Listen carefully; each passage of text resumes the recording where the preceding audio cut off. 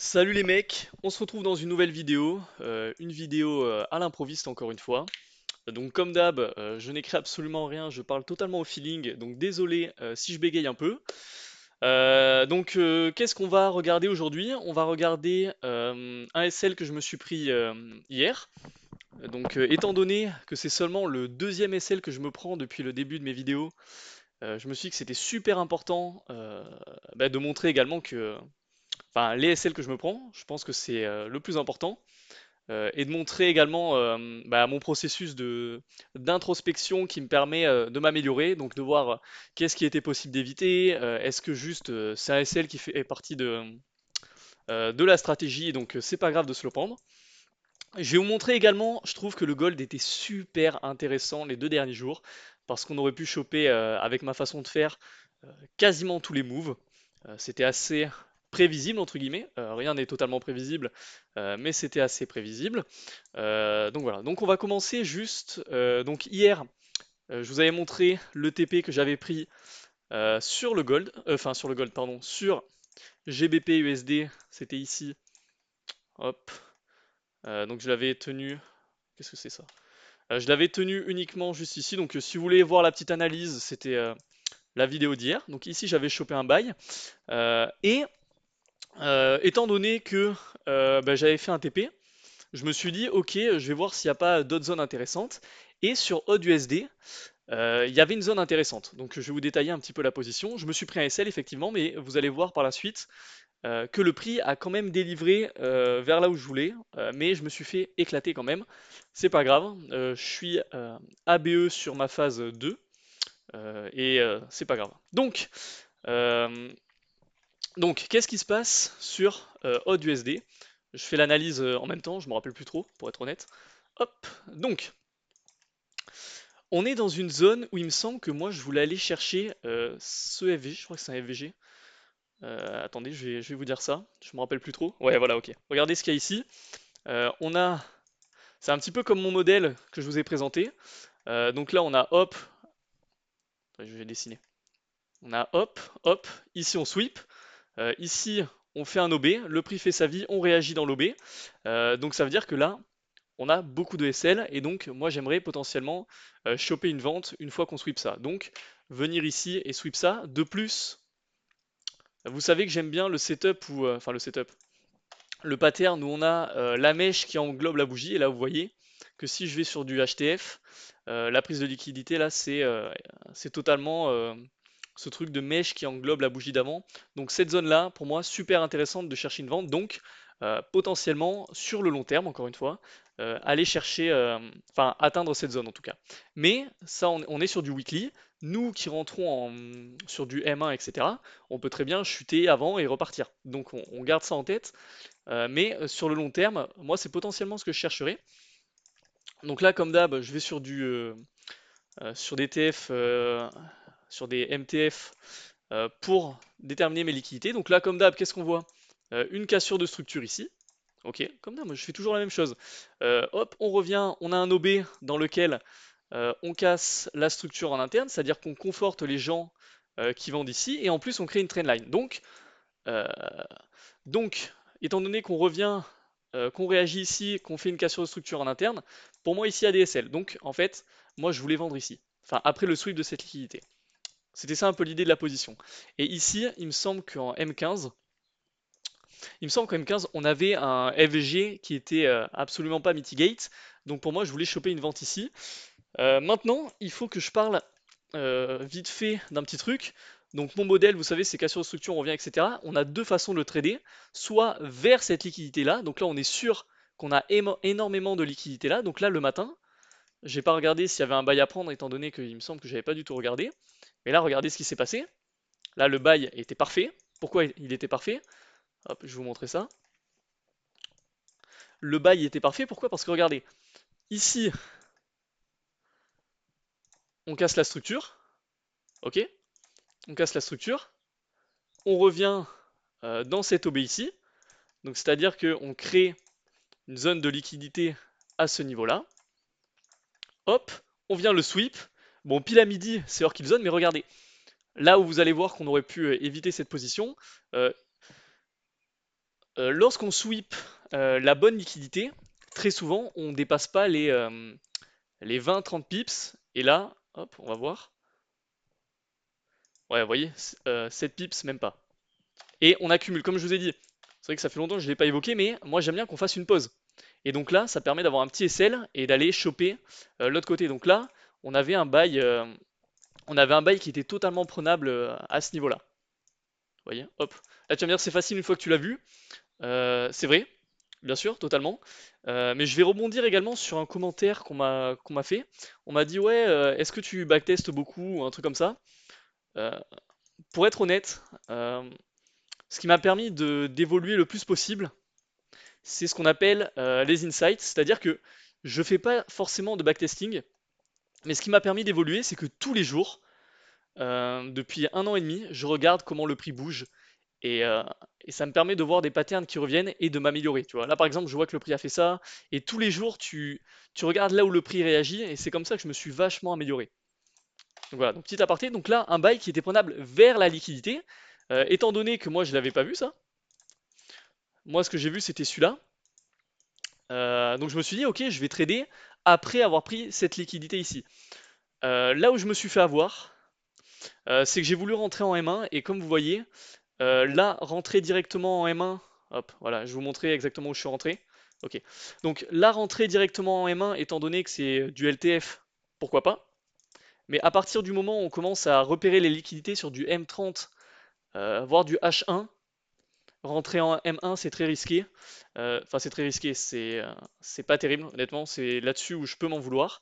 Et là, regardez, on prend la liquidité, mais on continue d'avancer. Comme je vous ai dit très souvent, moi, ce que j'aime bien, enfin, ce que j'aime bien, ce que j'ai remarqué qui fonctionne, c'est qu'on prend la liquidité et on dépasse pas les 30 pips. Et là, regardez, on est déjà à 32 pips. Là, tu vas me dire, ok, c'est un détail. C'est un détail qui a son importance. Ça m'aurait évité cette position. Donc là, qu'est-ce que je fais comme d'hab? Moi, où je suis rentré, attendez, hop, je vous montre tout, hein, je suis totalement honnête avec vous, totalement honnête et transparent. Une fois que j'ai vu que la mèche avait englobé la bougie, je me suis dit, je rentre à ce moment-là. Et, euh, et il me semble qu'il y avait un SMT avec NZD USD, donc je me suis dit, pourquoi pas. Et regardez, on était revenu à la moitié du FVG. Mais comme je vous ai dit, ce qui est super important, c'est d'attendre. Je vais vous faire un petit schéma. Donc là, hop, donc deuxième SL depuis le début de ce compte, mais c'est pas grave. Je vais vous montrer comment j'aurais pu éviter ça. Et donc là, vous voyez que donc pourquoi le prix a continué de monter. Ok, il faut toujours se demander pourquoi. Donc là, comme je vous ai dit, ça a cassé la structure, c'est revenu là. Je me suis dit, potentiellement, il y a des SL ici, mais on a également cette OB ici. Donc c'est-à-dire que les gens qui vendent, tu vois, ils ont très bien pu mettre leur SL ici, tu vois. Bon, dans tous les cas, comme je vous ai dit, étant donné qu'on n'a pas fait de pause Amazon de liquidité, euh, j'ai pas cherché d'autres positions. Et là, vous voyez, qu'est-ce qui s'est passé? Une fois qu'on a pris la vraie bonne liquidité, regardez, on dépasse pas les, comme je vous ai dit, on dépasse pas les, là, on a pris 12 pips, tu vois, au-dessus de la liquidité. On pose après la prise de la liquidité. Et là, on n'a pas du tout posé. C'est là où je me suis fait avoir. Et là, vous voyez, bon, attendez, on va aller en M15. Mais l'histoire, le biais, j'avais le biais, vous voyez? J'avais le biais. Donc c'est pas grave, petit SL, ça fait partie du jeu. Je vais vous montrer maintenant comment rentrer en position sur des positions où on repère la liquidité sur des TF un peu plus grandes. En gros, ce qu'on peut attendre, c'est... donc là, imaginons qu'on sweep, là on a fait ça, hop, le prix est revenu, ok. Le prix fait sa vie, boum, il sweep. Donc là, s'il y a de la liquidité de l'autre côté, on va aller chercher un achat. Et qu'est-ce qu'on peut attendre? Je vais vous montrer. Ce qui est sympa d'attendre, c'est hop, que le prix donne de la contrepartie. Et très souvent, en plus de nous avoir montré la réaction après la prise de liquidité ici, donc là on a réagi, donc on se dit ok, c'est bien, ok, on n'est pas rentré ici, on la joue un peu plus safe, ça donne de la contrepartie, le prix revient ici, et là ici on peut rentrer. Là c'est l'entrée la plus safe possible. Là tu vas me dire d'accord, ok, tu peux nous montrer un exemple, ça me paraît un peu flou. Je vais vous montrer un exemple sur le gold qui était super intéressant et qui correspond totalement euh, à, ce, à cette entrée. à cette entrée beaucoup plus safe. Hop, si le gold veut bien. Donc là, encore une fois, qu'est-ce qui s'est passé? On va juste, avant de vous montrer l'entrée beaucoup plus safe, je vais juste vous montrer, bah, encore une fois, pourquoi ici il fallait vendre. Donc là, encore une fois, cassure de structure. On revient ici. Hop, hop, hop, le prix fait sa vie. Là, pareil, on avait OB cassure, ça prend de la liquidité. Où est la liquidité qui reste? Elle est ici. D'où l'intérêt de chercher un buy ici. Là, pareil, je vais vous détailler le buy ici que j'ai pris sur un autre compte, pas sur ma phase 2. Étant donné que je m'étais pris un SL juste avant, je me suis dit, je vais m'arrêter, ça suffit. Là, regardez, on sweep la liquidité. Boum, on délivre. Et donc là, c'est pour ça que moi, j'étais totalement baissier aujourd'hui. Comme je vous ai dit, j'ai pas pris de position étant donné que j'étais pas devant les graphes. Et c'est pas grave, c'est comme ça qu'on s'améliore aussi. Donc, je voulais vous montrer la position où on a une entrée plus safe. Donc, ok, on est totalement baissier, mais comme vous savez, on peut soit trader vers la liquidité, ou après avoir pris la liquidité. Étant donné qu'on était totalement baissier ici, là si vous prenez la position que je vais vous détailler, euh, je vous aurais conseillé de la cut la plus rapidement possible. Donc là on voit que la dernière zone d'achat, c'est cette OB ici. On voit qu'on revient dedans, qu'on offre une cassure en interne et qu'on va venir la sweep. Je vais vous montrer ça. Ok, donc là regardez exactement le même scénario de l'autre côté. Là on va aller sur du M1 pour que ce soit un peu plus clair. Là, exactement le même scénario de l'autre côté. Hop, là, hop. On réagit dans cette OB plusieurs fois. On le sweep. On fait une pause. Et je vous en avais parlé également dans une vidéo, mais regardez la mèche que ça fait là. C'est un peu le setup de contrepartie que je vous ai détaillé avant. Donc là, hop, hop. Mèche pour déclencher les ordres. Et là, tu vends ici. Et là, ça fait ça. Étant donné qu'on n'a pas d'OB ici, là, la vente était enfin risquée. Pas risquée, mais surtout qu'on est hors kill zone, je ne l'aurais pas prise. Mais je l'ai placé pour vous montrer que bah, encore une fois, cette façon de faire, bah, ça fonctionne quand même très souvent. Ça fonctionne très souvent. Donc on va l'enlever. Mais c'était pour vous montrer que ça fonctionne.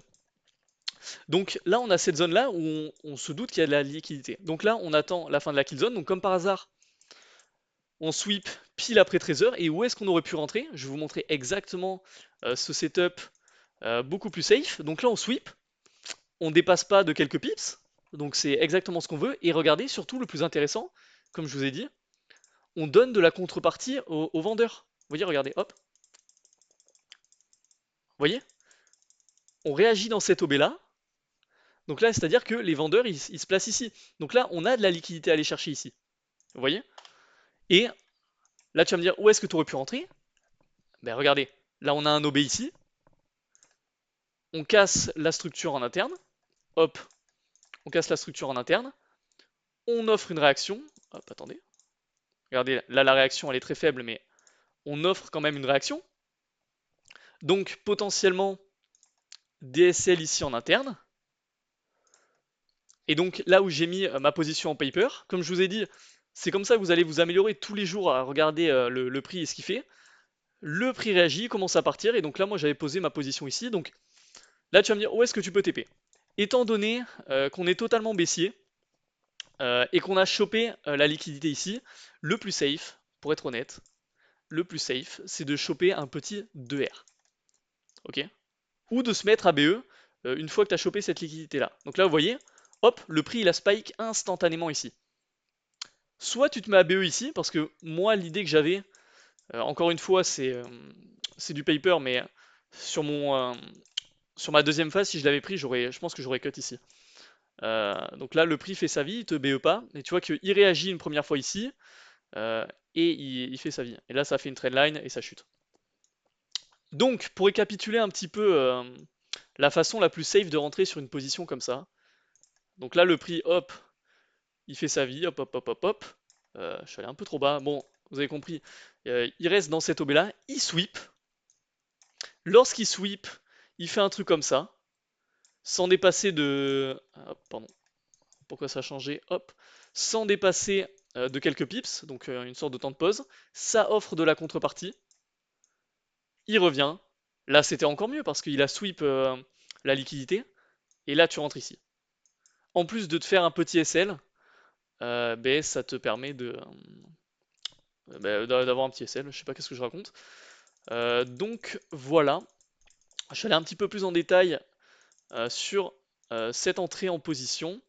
Et donc là, tu aurais juste pu te mettre ABE et potentiellement target ici. Pourquoi target ici? Parce que, encore une fois, c'est un timing d'inducement, donc entre midi et 13h. Donc potentiellement, ce high-là, même s'il chope de la liquidité, on aurait pu se douter qu'il allait sauter. Mais pour être plus safe, tu aurais pu juste choper un 2R. 2R, c'est très bien déjà, hein. Un peu plus de 2R même, hein. Donc voilà.